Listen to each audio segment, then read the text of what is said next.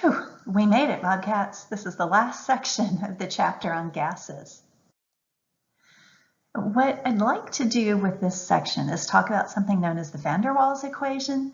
And it's a great example of how science really gets done.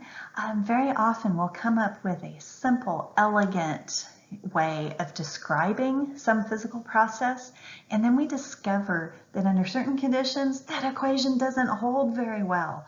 And so what we'll try to do is add fudge factors into that equation to try to fix it for those special conditions.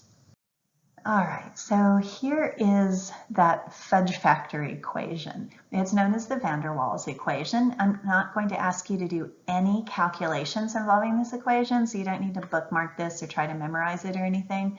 But this equation down here, that's our van der Waals equation. And I want to briefly compare it to the ideal gas law.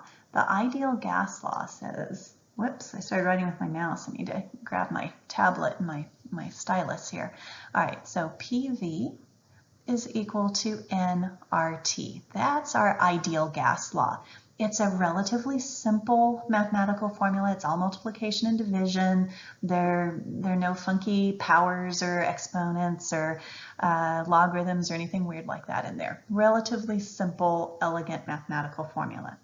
Well, if you compare the right-hand side of the ideal gas law with the right-hand side of the van der Waals equation, you'll see that these two equations are exactly the same on the right-hand side. So they both are saying nRT on the right-hand side.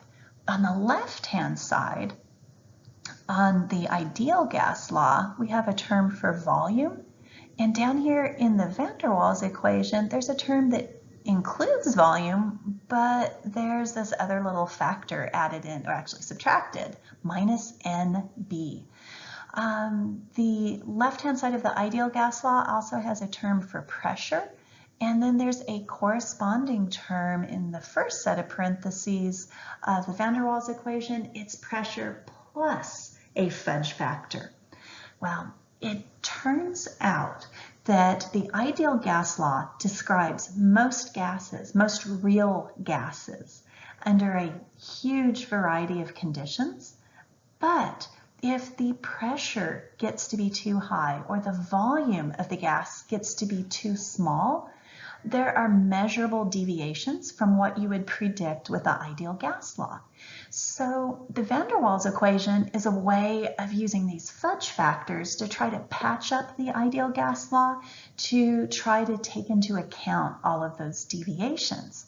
There are two constants in here that are dependent on the particular gas. And one of them is in the pressure term, and it's this letter A. The other is in the volume term, and it's this pressure B. And they, quite creatively, are known as the van der Waals A and B constants.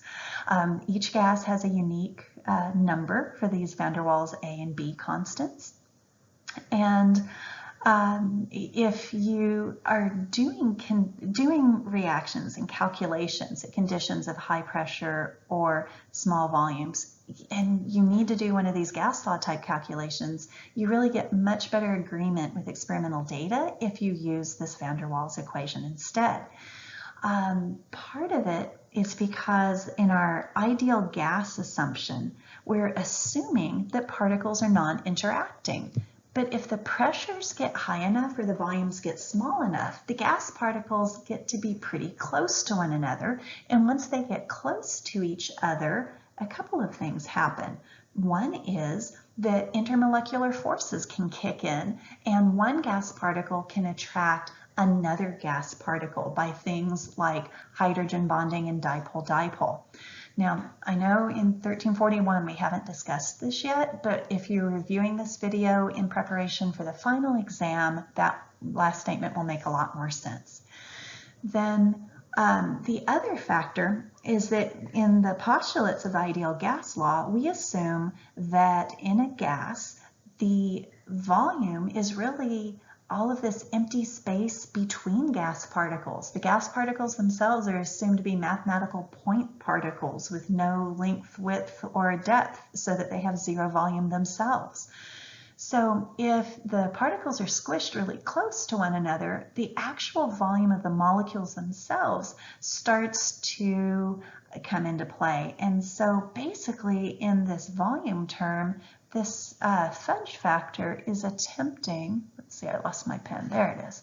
This fudge factor minus NB is attempting to subtract away from our experimentally measured volume, all of the volume that's occupied by the particles themselves, so that what's left behind is just the empty space between particles. So the van der Waals equation is just a great example of an attempt in science to save a very simple, elegant description that works really well in lots of cases and make it work a little bit better under the conditions of high pressure and small volume.